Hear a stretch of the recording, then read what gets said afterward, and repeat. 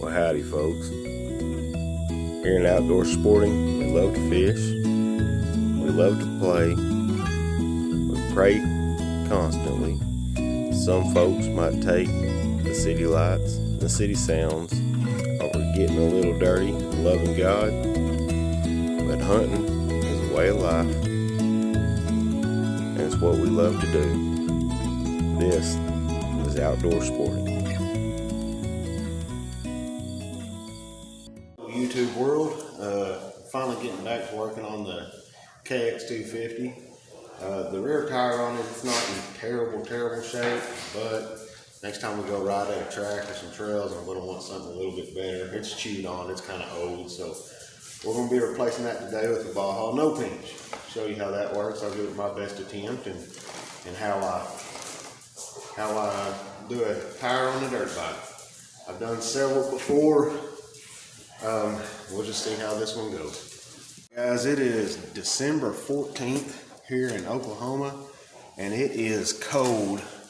So I might take a couple breaks now and again just to warm the old digits by the fire. But I'll show you how I do this. A couple little tips and tricks along the way.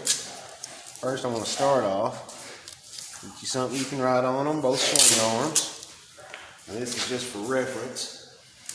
But when it comes back time to put your tire and chain back on, it can be kind of beneficial.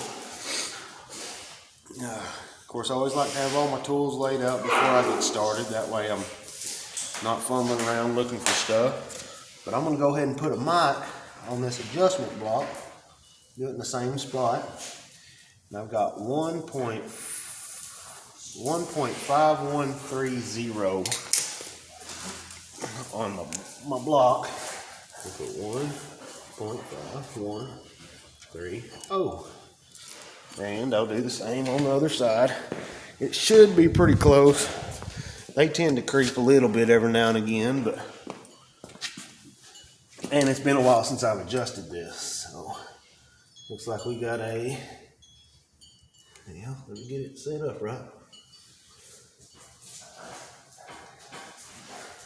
1.55.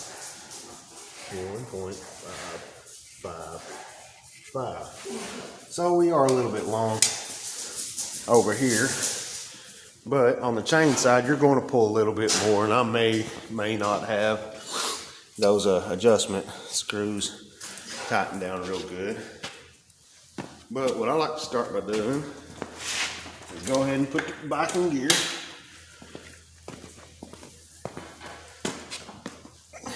This will just help you get the chain off. Pop the little master clip off there.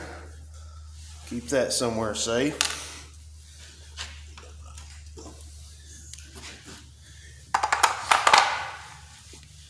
Go ahead and pull your master link out. You want to be careful. There are some O-rings in most of these chains these days. Don't want to lose those. It's not that big a deal unless you don't have an O-ring kit. Then you're down until you either find them or find a parts store open. If you're like me, I don't get started on this crap until way after everything's closed. Go ahead and pull those out. You have an O-ring on the front side and an O-ring on the back side on both those teeth there. Keep all that stuff somewhere safe. And pull your chain off. Get it out of the way. All right. We'll go to the other side.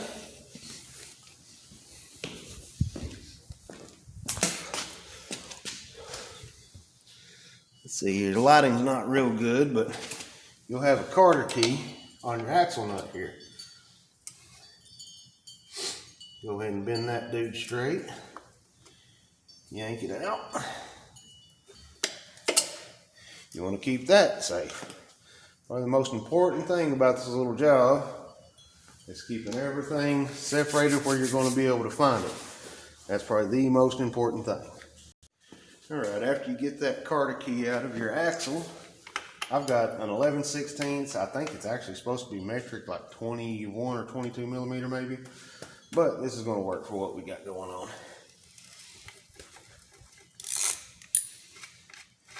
Go ahead and pull that axle nut out. I like to keep it where I put my starter key. You never want to hit one of these axles because they're hollow down here at the end. So you don't want to hit it with a metal hammer. But you get you a dead blow or a rubber mallet. Pull your block adjuster out. Back that old thing through there. Should slide on out. Keep in mind, on any dirt bike, most dirt bikes these days, I say these days, this thing's considered vintage now, but those spacers kind of like this right here on both sides. I just set them right beside the axle and axle block. Then we'll go to start disassembling the tire off the rim. All right, I don't have a fancy brake machine or anything like that. I just set it on a 5-gallon bucket. Go ahead and depressurize this tire here. Some of these valve stem caps will have old fancy valve stem or valve core puller on it. If you got one of those, then good, because if you've pulled the valve core out of a dirt bike tire, you know that most of those T-handle valve core removers, they don't fit between the spokes. So I'll depressurize that whole thing. Oh, you guys are dancing around on me a little bit over there. Let's put that valve core to the side. And really, guys, these things are a dime a dozen. It's not a bad idea just to replace them. Once you pull these out, they're cheap enough. You can get a whole bag of them for next to nothing. All right. You want to pull Millie? She likes to help out. Where in the world? I had some wrenches. Just set them over here somewhere. I'm losing my mind. There we are. But yeah, anyway. New valve core. That's probably the most important thing you'll take from this video. So we got a rim lock and your valve stem nut here. And typically those are going to be 12 millimeter. There's a couple of them that I've done that ended up being a 1/2 inch. I don't know. I think they were wore out or something. I couldn't tell you. But anyway, these 12 millimeter does fit. You want to make sure you're going the right way. And just back them off. Just loosen them up.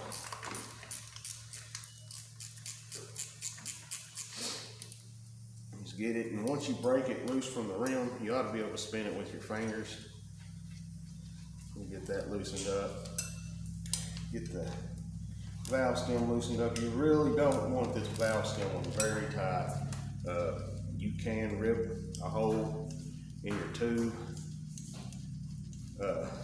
by over tightening your actual air valve stem. I'm gonna go ahead and pull that one all the way off. You want to make sure you got all the air out of it. I don't know how well y'all's gonna be able to see some of this stuff. One man coming through here. Try to talk you through the most of it. Try to keep you entertained for the most part. These do look different than your rim lock. You want to make sure that you're free on it, and it will move back and forth, and your valve stem as well. See, it moves back and forth.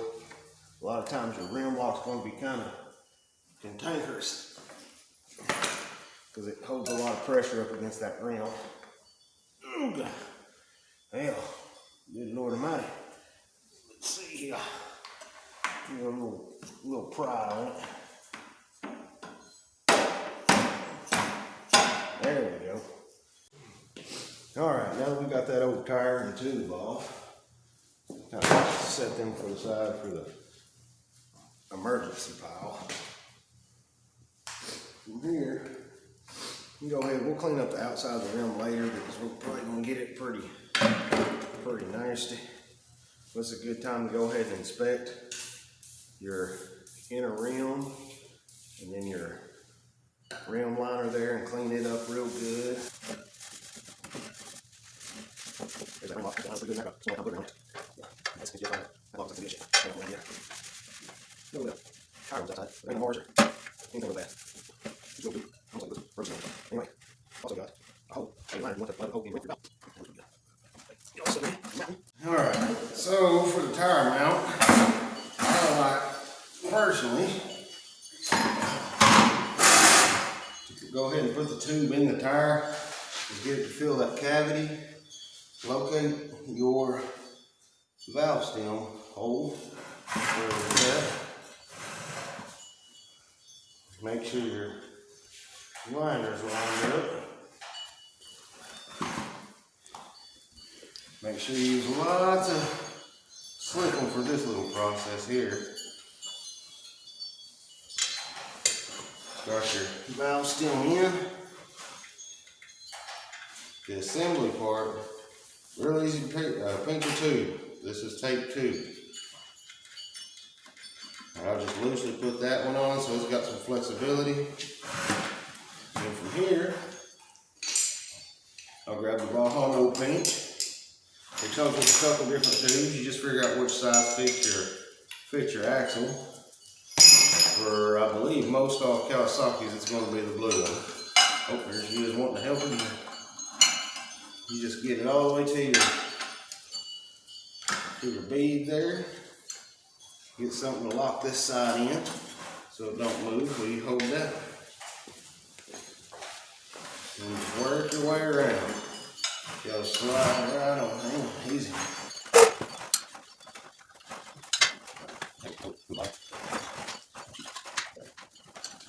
Work it around. Start sliding.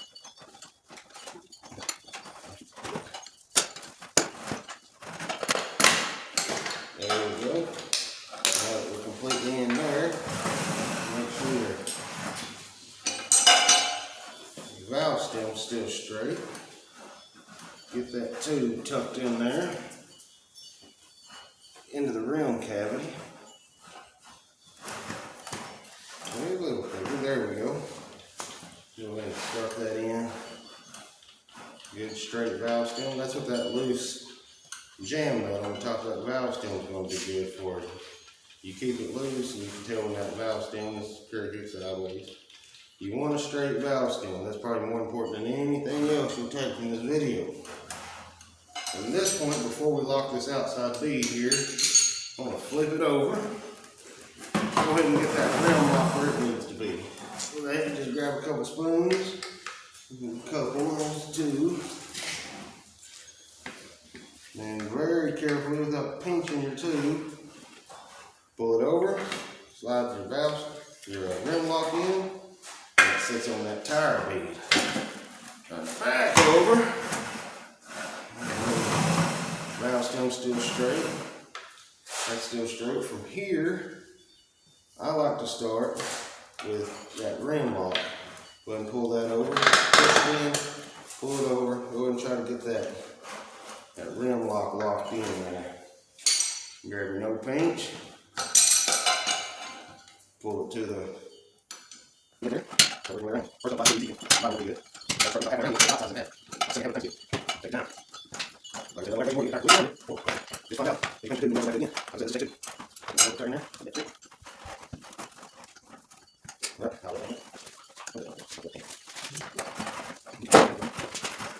There it is. Oh, okay. Right. Go to the side. You want to take that. Rim lock down there. Good. In there. Go back here. Yep.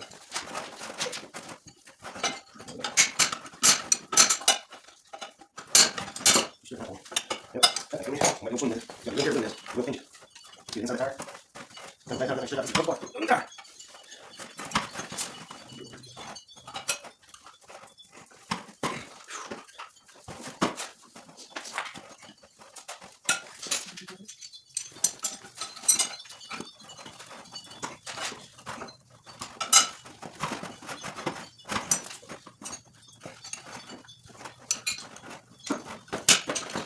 That should be it. Just to see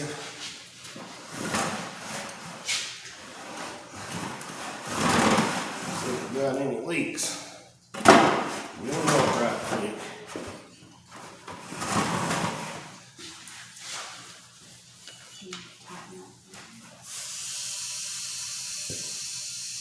Six bead. Got it plugged off. Sounds pretty good.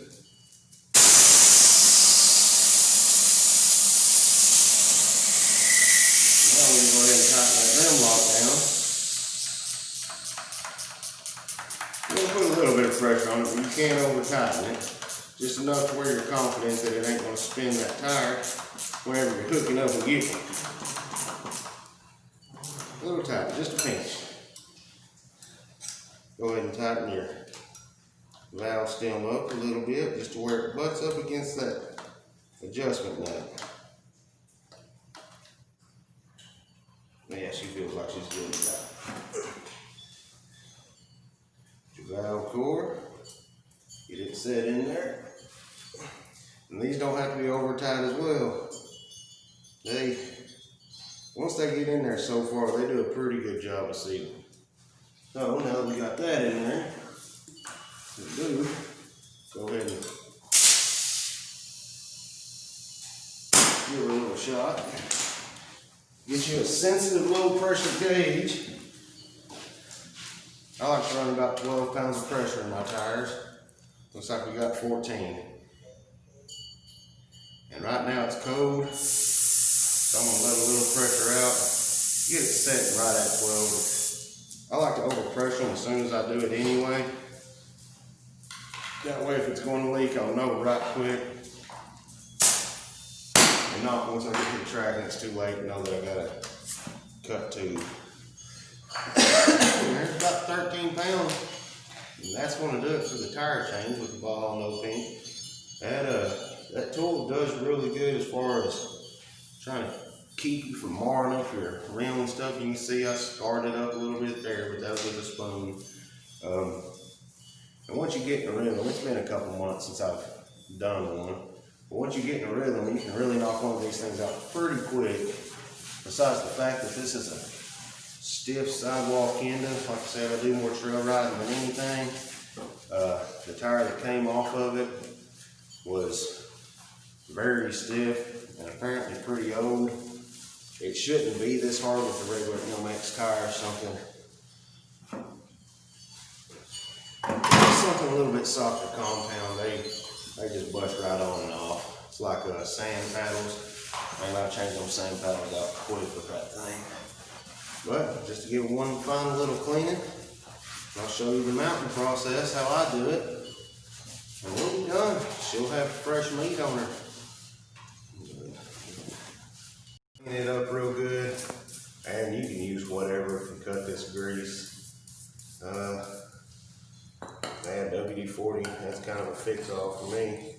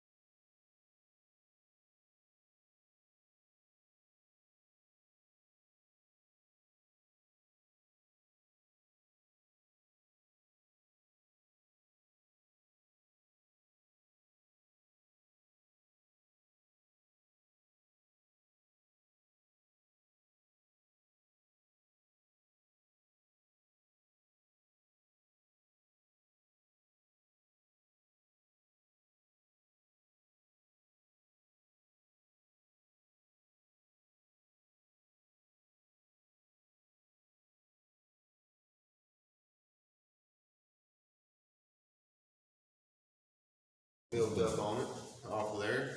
Now just take some regular old bearing grease. Get a little old splooge out there like that. Put it on there, just a light coat's all it's going to take. Go ahead and lube that thing up.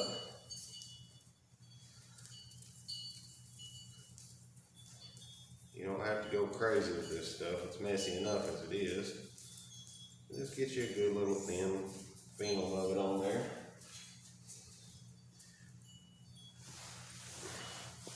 Put your axle block on first in the direction it's going to be on the bike. And you're going to get a little bit of grease back on that block and wipe it off.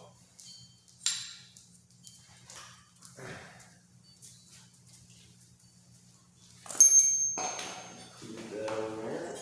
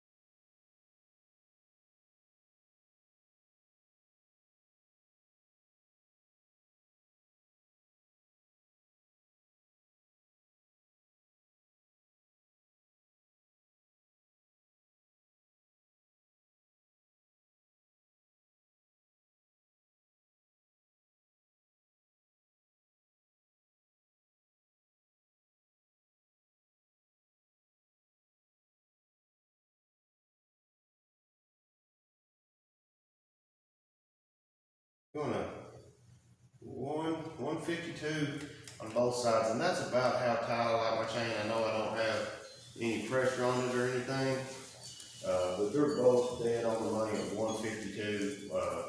There's a 152.0, the right side was a 151.9. So it's pretty stinking close. At this time, I will go ahead and snug down that axle nut so we don't move anymore. Beautiful.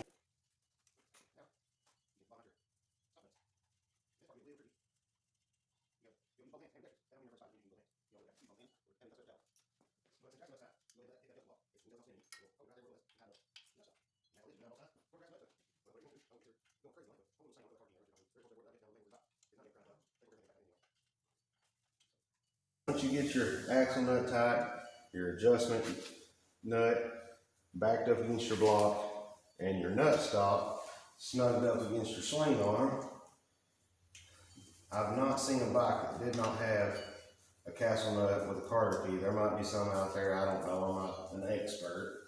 I just do this crud in my free time and I have to enjoy it. But you just throw your carter key in there and bend your tabs over so it don't back out. No chance of your axle nut backing out. And you're going for a little wild ride. But if all is good, you ought to have blades, you ought to spin, you ought to be shrewd using a mic. That's about the most effective way that I've learned how to do it. But that's it. That's how you change out a tire. Easy peasy, do it yourself, save yourself some money. Alright guys, I know that last video was a little bit sloppy, and it's been a little while since we've done any dirt bike content. Me and my wife, we've been working on it started out as a side hustle. We might turn it into a business, just some taxidermy work and stuff like that.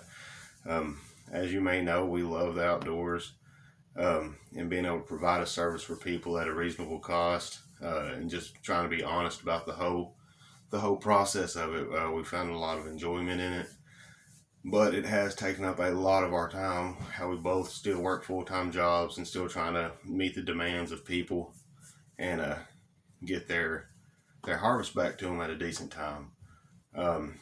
So I do apologize for not having more videos out. It's going to get better after season ends and as I work into getting a taxidermy apprenticeship and license and stuff like that.